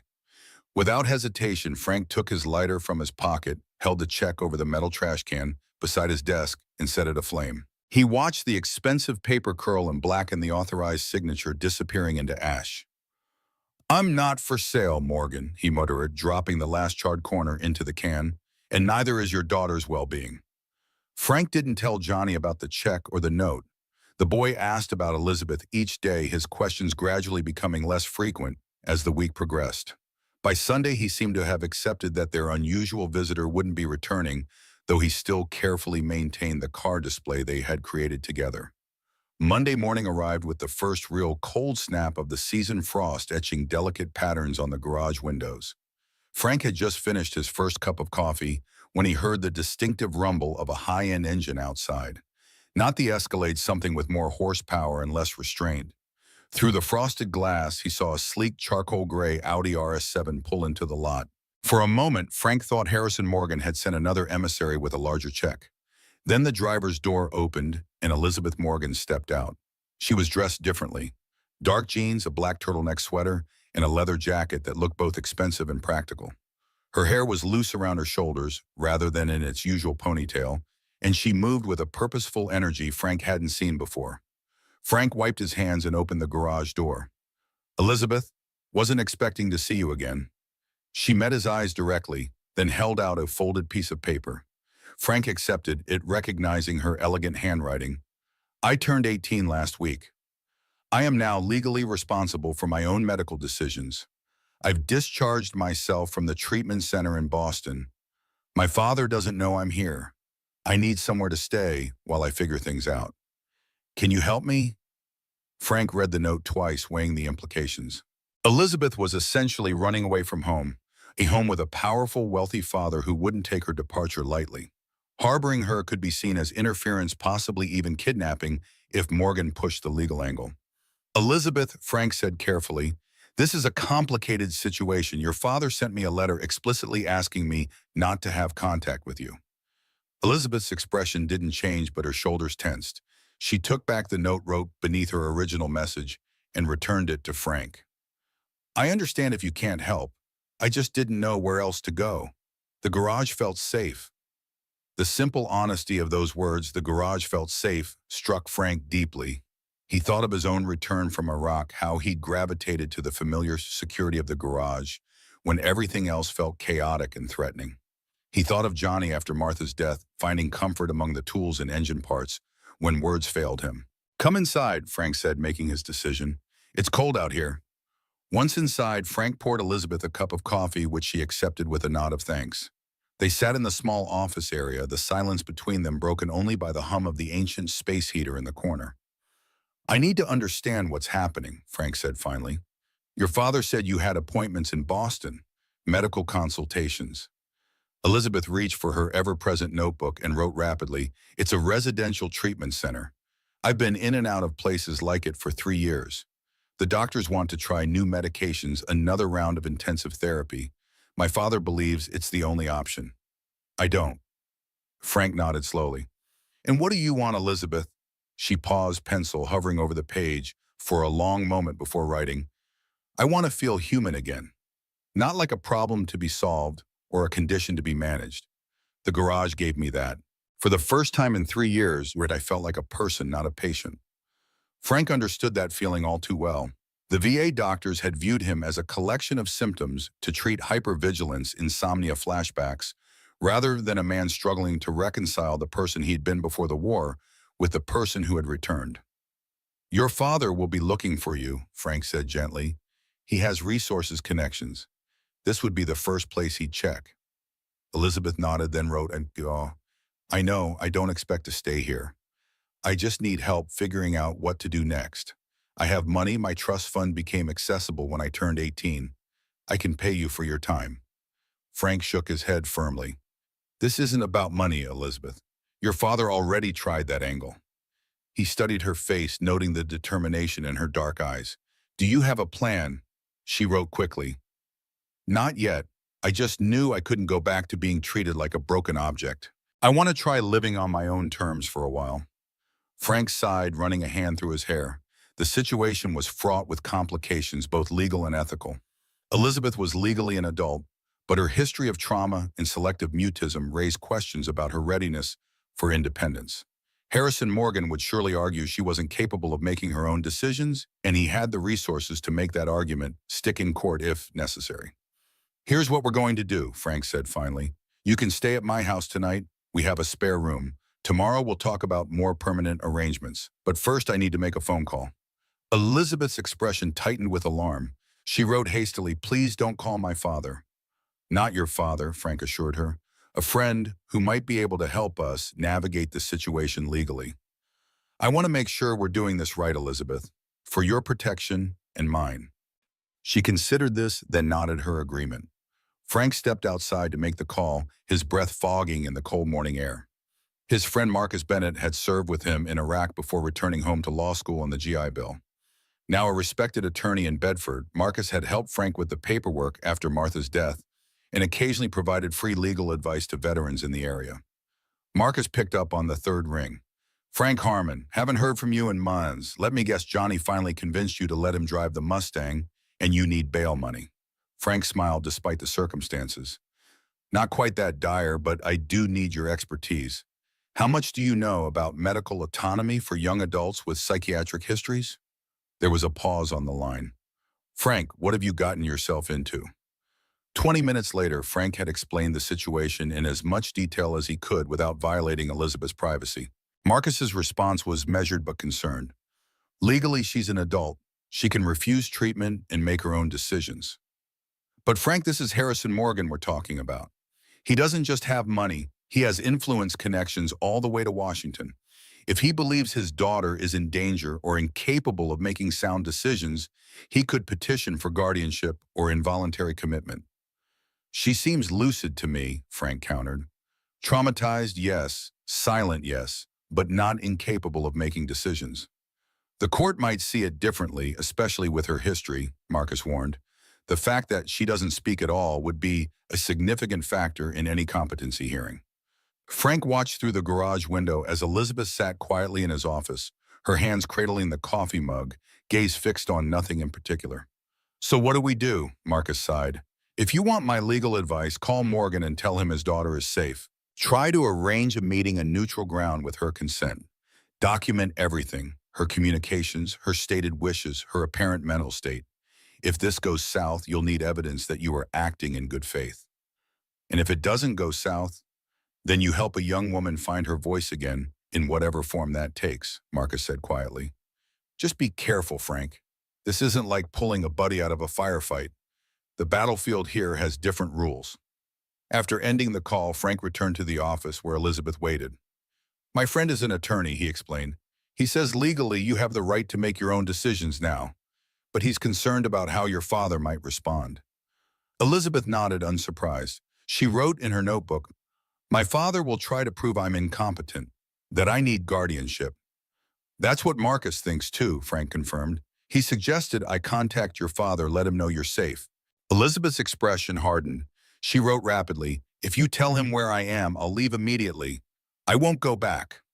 Frank held up his hands in a placating gesture. "I'm not suggesting sending you back, Elizabeth, but disappearing completely will only escalate the situation. Your father is likely already looking for you. If he involves the police, things could get complicated quickly." She considered this, then wrote, "One day, give me one day to think, then we can contact him." Frank nodded, accepting the compromise. "All right, one day. In the meantime, I need to open the garage and call Johnny's school. He stayed home with a cold today, but Mrs. Callahan is checking on him." As if on cue, the phone rang. Frank answered to find his elderly neighbor on the line, her voice apologetic. "Frank, I'm so sorry, but my sister's had a fall in Pittsburgh. I need to go to her right away. Johnny's fever is down, but he still shouldn't be alone." "Don't worry about it, Alice," Frank assured her. "I can bring him to the garage. You take care of your sister." After hanging up, Frank explained the situation to Elizabeth. "I need to go get Johnny. He's got a mild cold, nothing serious, but he can't stay home alone. He'll be excited to see you." Elizabeth nodded, a hint of warmth entering her expression at the mention of Johnny. "Will you be okay here for about 20 minutes? Help yourself to more coffee if you want." She wrote quickly, "I'll be fine, thank you, Frank." The drive to his house took less than 10 minutes. Frank found Johnny in his pajamas on the couch watching a documentary about classic muscle cars and looking considerably better than he had that morning. "Hey, buddy, feeling better?" Johnny nodded, muting the TV. "My throat doesn't hurt anymore. Can I come to the garage with you?" Mrs. Callahan had to leave. "That's the plan," Frank confirmed, gathering Johnny's medications and a change of clothes. "And there's someone at the garage who'll be happy to see you." Johnny's eyes widened. "Elizabeth came back." Frank nodded, choosing his words carefully. "She did. She needs our help for a little while. She might be staying with us for a day or two." "Is she okay?" Johnny asked, suddenly serious. "Did something bad happen?" Frank helped his son into a warm sweater. Elizabeth is going through a tough time with her dad right now. She needs a safe place to figure things out. I told her she could stay in our guest room tonight. Johnny considered this information with the gravity of a child who had faced his own share of difficult situations. Like when Kevin from my class stayed with his grandma when his parents were fighting. Something like that, Frank agreed, relieved by his son's matter-of-fact acceptance. Now let's get your medicine and head to the garage. But when they arrived back at Harmon's auto, Frank was alarmed to see a familiar black Escalade parked beside Elizabeth's Audi.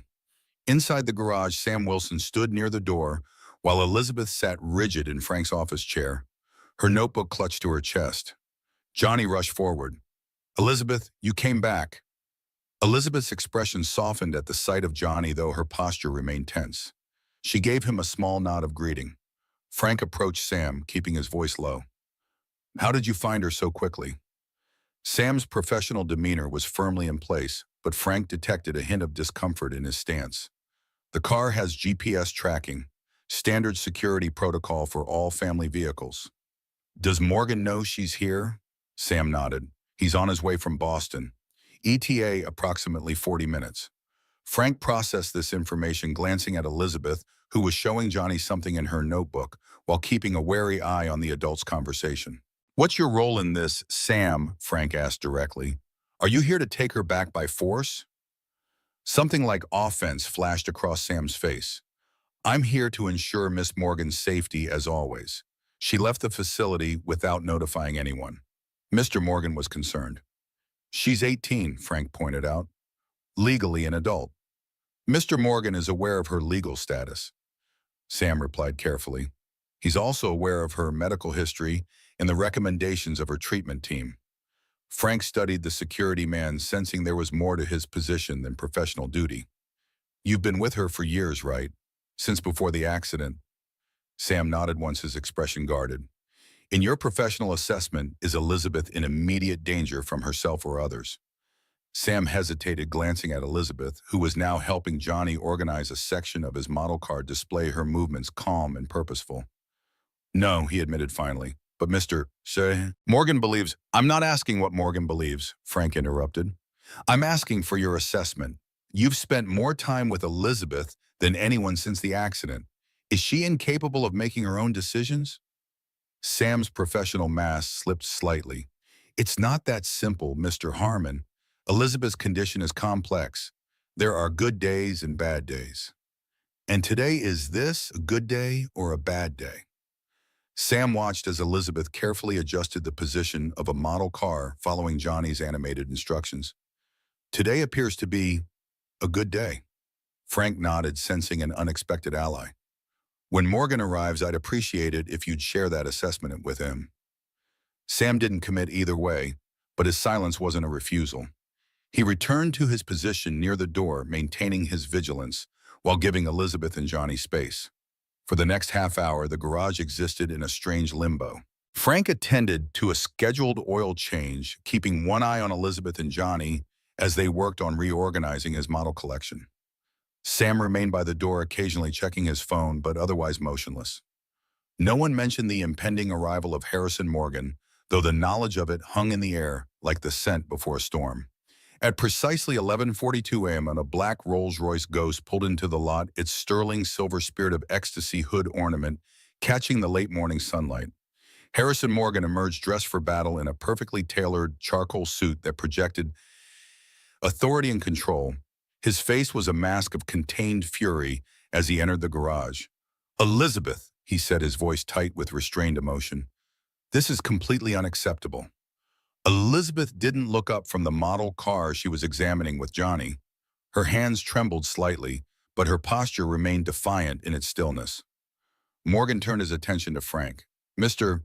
Harmon, I thought I made myself clear in my letter." "You did," Frank acknowledged, wiping his hands on a shop rag as he approached. "But Elizabeth came here of her own accord. As an adult, that's her right."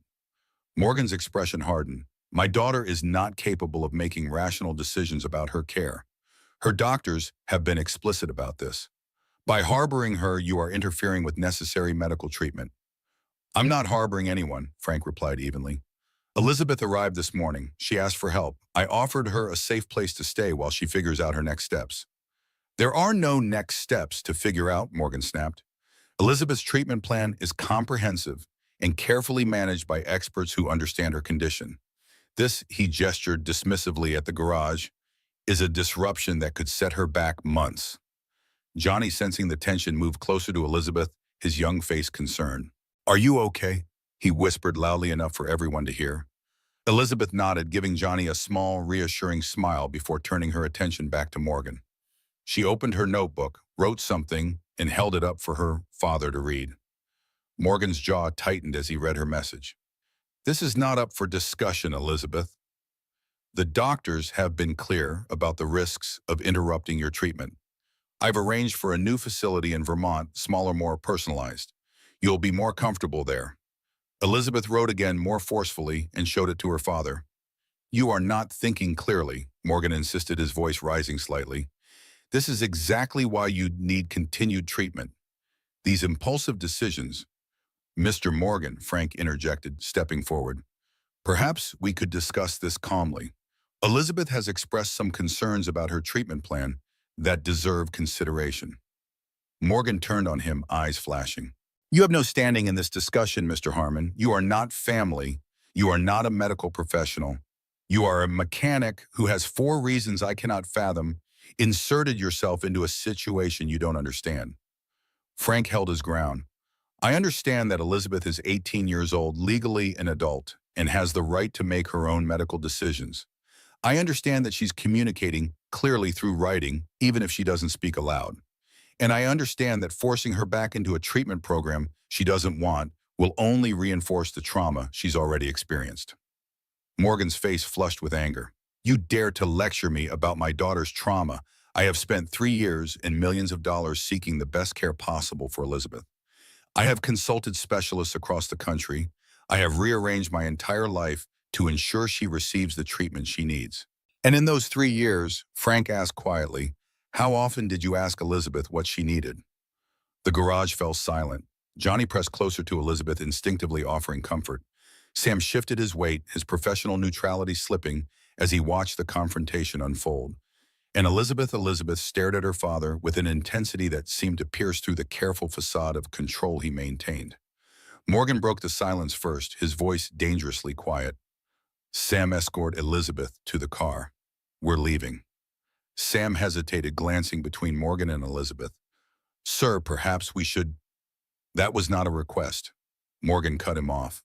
Elizabeth needs to return to medical supervision immediately. This situation has gone on long enough.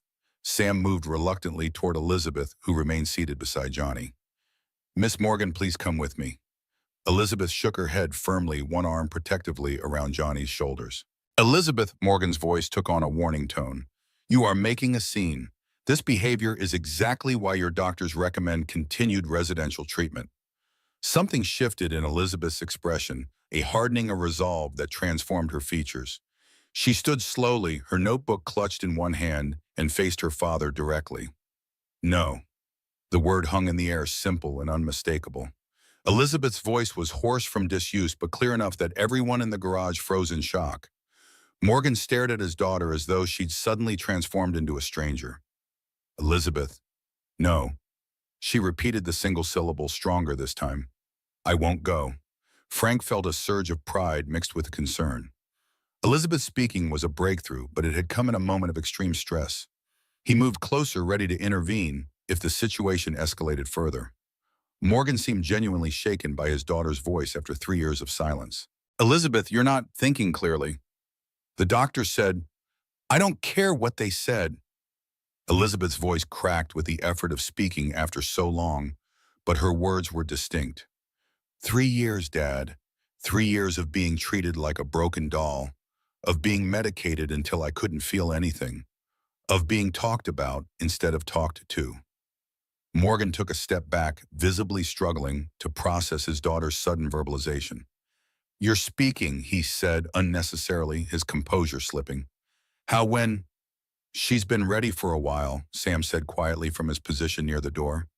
The doctors said it was psychological, not physical. She needed the right trigger. Morgan turned to his security chief, betrayal flashing across his face. You knew? Sam shook his head. I suspected.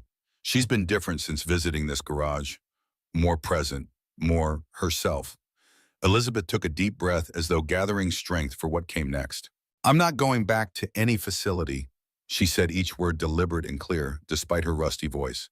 I'm 18. I get to decide what happens to me now. Morgan's shock was giving way to renewed determination. You're not well, Elizabeth. This moment of lucidity doesn't erase 3 years of treatment history.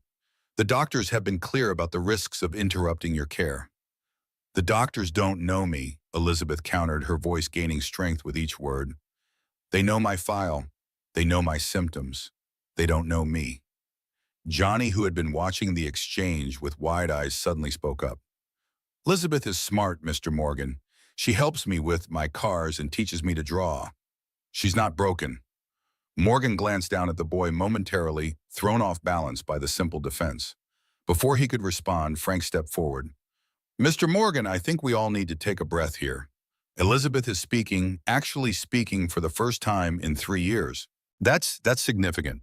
Maybe instead of arguing about treatment facilities, we should listen to what she has to say. Morgan's jaw worked as he visibly struggled with his instinct to take control of the situation. Finally, he turned to Elizabeth, making a visible effort to soften his approach. All right, Elizabeth, I'm listening. What is it you want? Elizabeth met her father's gaze directly. I want to live on my own terms for a while. Not as a patient, not as a project, just as a person. Her voice was growing steadier with practice, though still raspy from years of disuse. I have my trust fund now. I can support myself. And where would you live? Morgan challenged. What would you do? You haven't finished your education. You have no job experience, no practical skills for independent living. I can learn, Elizabeth insisted. People do it every day. Not people in your situation, Morgan countered. Not people who have been through what you've experienced. Frank saw the opening and took it. What if there was a middle ground? Both Morgans turned to look at him. Elizabeth with cautious hope, Harrison with guarded skepticism. Elizabeth needs space to reclaim her independence, Frank continued. But I understand your concerns about her jumping straight into completely independent living, Mr. Morgan. What if there was a transitional arrangement, a supervised living situation that isn't a treatment facility? Morgan's eyes narrowed. What exactly are you proposing, Mr. Harmon? Frank hadn't fully formed the idea before speaking, but as he considered it, the solution seemed increasingly obvious. The apartment above my garage, its small but functional kitchen, bathroom, living area, bedroom. It's been empty since my father-in-law moved to Florida last year. Elizabeth's eyes widened with interest. Above this garage, Frank nodded. It would give you independence, but with support nearby if needed. You'd be close enough that Johnny and I could check on you, but have your own space. You could even help in the garage if you wanted, learn some practical skills. Morgan was already shaking his head. Absolutely not. Elizabeth needs proper supervision by qualified professionals, not a mechanic and an 8-year-old boy. Dad, Elizabeth's voice cut through his objections, the single syllable carrying the weight of 3 years of silence. Please, just listen. Something in her tone, perhaps the simple fact that she was speaking at all, gave Morgan pause. He looked at his daughter, really looked at her, perhaps for the first time in years. This place, Elizabeth continued carefully, each word measured, makes me feel human again. Not like a case study, not like a problem, just human. The garage fell silent as Morgan absorbed his daughter's words. Frank could almost see the internal struggle playing out across the billionaire's face, the instinct to control warring with the undeniable evidence that his daughter had found something here that years of expensive treatment hadn't provided. It's not safe, Morgan said finally, but his tone had lost its certainty. This is a commercial area. There are strangers coming and going all day. The apartment has its own entrance in the back, Frank offered, completely separate from the garage, and I live less than 10 minutes away if there's ever an emergency. Morgan turned to Sam, seeking an ally. This is absurd. Tell him Sam. Sam shifted uncomfortably. Sir, with proper security measures in place, the arrangement could be workable. We could install a monitoring system, ensure the apartment is secure. Morgan stared at his security chief in disbelief. You can't be serious. Elizabeth is speaking, sir, Sam said quietly. for the first time in 3 years. That fact alone suggests this environment has been more therapeutic than any facility she's attended. Johnny, who had been following the adult conversation with unusual attentiveness, tugged at Elizabeth's sleeve. "If you lived upstairs, you could help me with my cars every day," he said with the simple logic of childhood. "And Dad could teach you about engines. He's the best teacher." Elizabeth smiled down at him, a genuine smile that transformed her face. "I'd like that, Johnny." Her voice was growing more natural with each exchange, as though long dormant pathways were reawakening. Morgan watched this interaction, his expression unreadable. Then, to everyone's surprise, he walked to the corner of the garage where Johnny's model car display stood. He studied it for a long moment, taking in the careful organization, the detailed information cards, bearing Elizabeth's elegant handwriting, alongside Johnny's enthusiastic facts. "You did this together?" he asked, glancing back at Elizabeth and Johnny. Johnny nodded eagerly.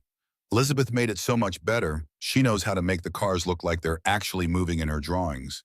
And she helped me organize them by historical importance, not just by year." Morgan picked up the museum-quality Mustang model Elizabeth had given Johnny, examining it with unexpected care.